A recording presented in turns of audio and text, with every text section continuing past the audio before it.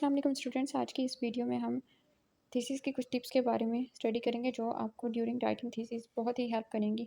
सबसे पहले हमारे पास है plan with a clear outline. Create a detailed chapter wise outline before creating it provides structure, saves time and keep your argument focused and logical organized. अच्छा, सबसे पहले research शुरू करने से पहले सबसे पहले जो हमारा स्टेप होता है वो हमें होता है कि हमें एक आउटलाइन तैयार करनी है। ठीक है, आउटलाइन आपकी आउटलाइन बाकी सारी रिसर्च में आपको गाइड करती है कि आपने स्टेप बाय स्टेप आगे कैसे लेके चलना है अपनी रिसर्च को। आप सबसे पहले क्या डिस्कस करेंगे? आप सबसे पहले बैकग्राउंड को डिस्कस कर रहे हैं, फिर उसके बाद टाइमलाइन के हिसाब से आगे से आगे क्या हुआ उस प्रॉब्लम के बारे में, तो आप उसके बारे में स्टेप बाय स्टेप डिस्कशन कर रहे हैं कि आज के वक्त में वो प्रॉब्लम कैसे चल रही है, फिर आगे कैसे चलेगी। तो आपने सबसे पहले एक आउटलाइन प्लान करनी है कि मैं इस तरह अपनी रिसर्च को लेकर चलूँगा। ठीक है। Second is understanding your research question.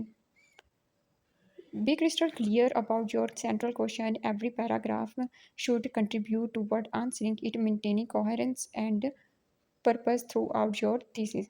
So, अब जो क्वेश्चन आपने डिसाइड किया है, जो इशू जिस पर आप डिस्कस करना चाहते हैं, सबसे पहले उस पर एक क्लियर क्वेश्चन बनाएं जो कि एग्जैक्ट आंसर दे आपके क्वेश्चन का कि आप हाँ इस बारे में रिसर्च करना चाहते हैं। नैरो डाउन करें अपने क्वेश्चन को। Right regular in small chunks. Writing 300 to 500 words daily builds momentum. It's easier to stay consistent than to rush large section under pressure. So ये भी बहुत इंपॉर्टेंट टिप है कि जब आप रिसर्च स्टार्ट करने करने लगे आपके पास बहुत सारा वक्त होता है, लेकिन आपने डेली बेसिस पर 300 to 500 वर्ड्स लिखने हैं जो कि आहिस्ता आहिस्ता आपकी रिसर्च को एक प्रॉपर बाइंड अप की तरफ ले जाएगी। मतलब कि आप इसको एक जब आप स्टेप बाय स्टेप थोड़े वर्ड लिखेंगे तब जाके आपकी थीसिस एक टाइम पर जाके कंप्लीट हो सकेगी। अदरवाइज़ अगर स्टार्ट में आप इस तरह नहीं करते हैं तो आखिर में जाकर आप पर बहुत ज़्यादा प्रेशर बनेगा, जिसकी वजह से आपकी थीसिस राइटिंग ना ज़्यादा क्रिएटिव होगी, ना ही इतनी अट्रैक्टिव हो सकेगी। जब आप स्लोली चलेंगे स्टेप बाय स्टेप तो उससे आपकी क्रिएटिविटी भी बढ़ेगी, आपको टाइम भी मिलेगा कि मैं अपनी थीसिस को मज़ीद बेटर और क्रिएटिव बना सकूँ। नेक्स्ट हमारे पास है writing with easier section. Begin with chapters you feel confident about, like the literature review. This builds confidence, helps you ease into more complex part. Start with easier section means that आप उस section से start करें जो आपके लिए easier है। सो मेरे लिए तो सबसे पहले जो मैं कंसिडर करूँगी वो है लिटरेचर रिव्यू, क्योंकि जब आप लिटरेचर रिव्यू का सबसे पहले लिखना स्टार्ट करते हैं तो आप उसमें बहुत सारे वर्क्स पढ़ते हैं, बहुत सारे आर्टिकल को कंसिडर करते हैं, बहुत सारी इंटरव्यूज़ के बारे में लिखते हैं, या फिर जितने भी रिसोर्सेज आपने कलेक्ट किए होते हैं।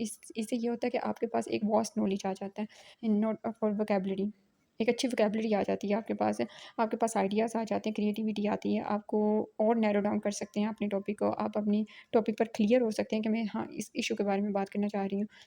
सो फिर जाके आप इंट्रोडक्शन, मेथोडोलॉजी, थ्योरेटिकल फ्रेमवर्क इसको बहुत ईज़ी वे में लिख सकते हैं after writing the literature review first.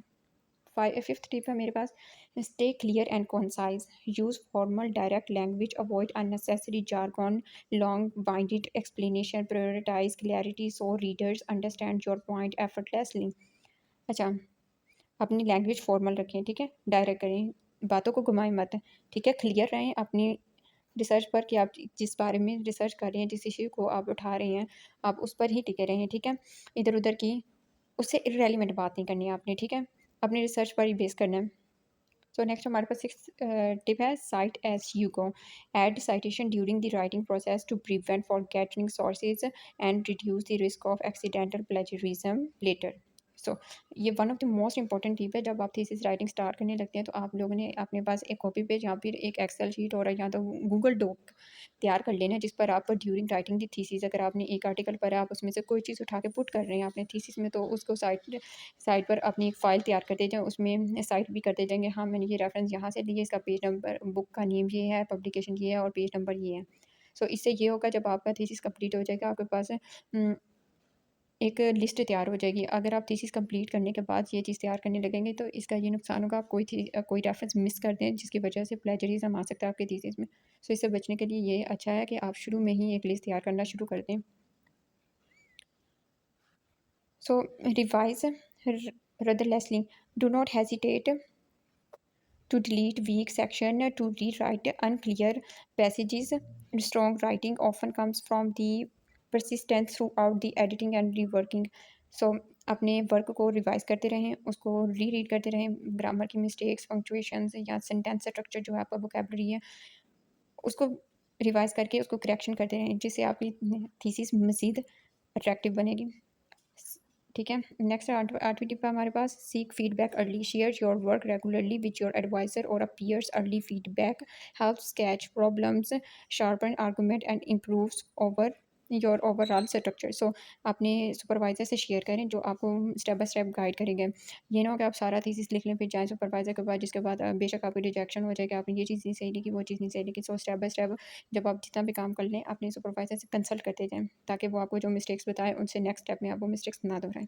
सो ये थी आज की हमारी कुछ थीसिस की टिप्स। आई होप सो ये आपके लिए बहुत हेल्पफुल साबित होंगी। Thank you so much.